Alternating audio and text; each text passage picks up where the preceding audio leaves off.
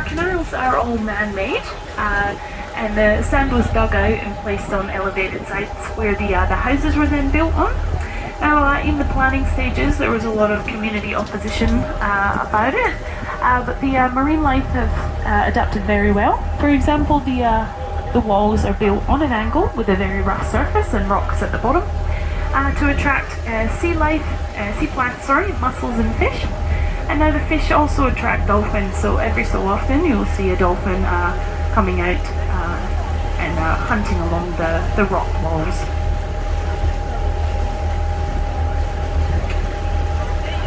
Now we are looking onto the backyards of each of these houses, and at the other side is obviously just like every other house with the garage and the driveway and also the mailbox. So yes, we're looking onto the backyards of everything, so it wouldn't be a bad idea, a bad life coming out with your morning coffee to see the dolphins hunting along the walls.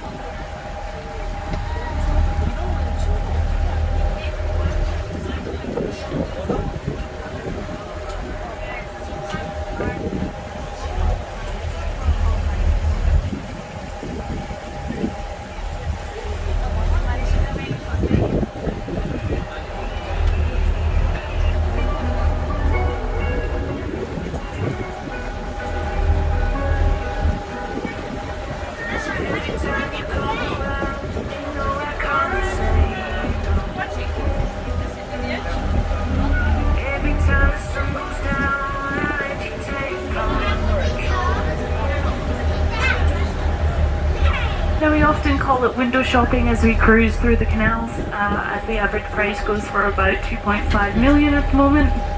Now as we come up on our left, you'll see the kind of terracotta house with the square windows.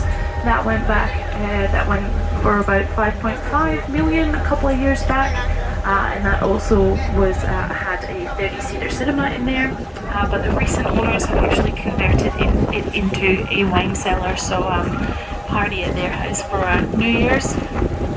There's some over there. Now there are still some blocks of land going around at the $1 million mark, but I wouldn't get too excited. You can't just pitch a tent or park a caravan. You have to build of equal or greater value.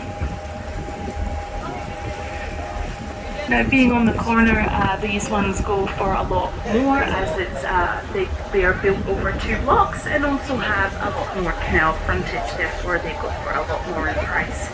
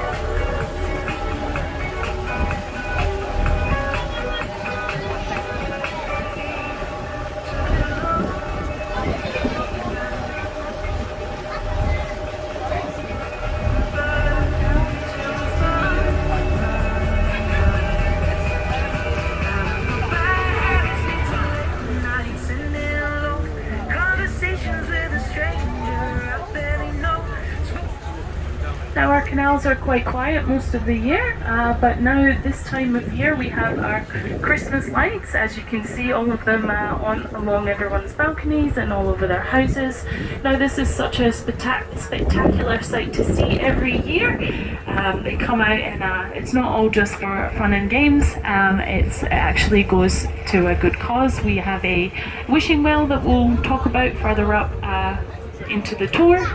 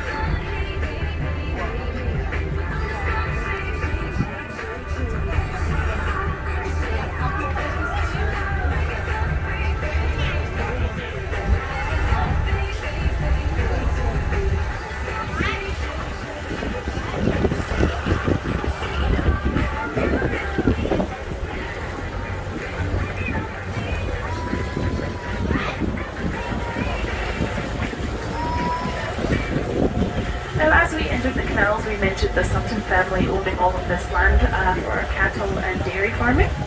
This is just coming up on our right. We'll see their heritage protected homestead. And now this was built in the 1800s, and it was a 10-room homestead, a 2-room worker accommodation, and also a barn for their horses. Now the Suttons left Ireland as very poor labourers looking for a better life, and little did they know that coming out to Australia they'd end up becoming very rich farmers. Now in 2021 their heritage site sold for 4.25 million. And it was to some young developers, and they've recently told us the plans for that. Now the barn will be transformed into a boutique wine bar. The homestead rooms will become a heritage interpretation experience, being available to hire out for private functions. And then also the crew quarters will be turned into a kiosk, sort of takeaway cafe. And then Dom has also confirmed that they will be building on the site as well. Now it is heritage listed, therefore there are strict rules and regulations of what they can and cannot do to help preserve the history of this this little block of land.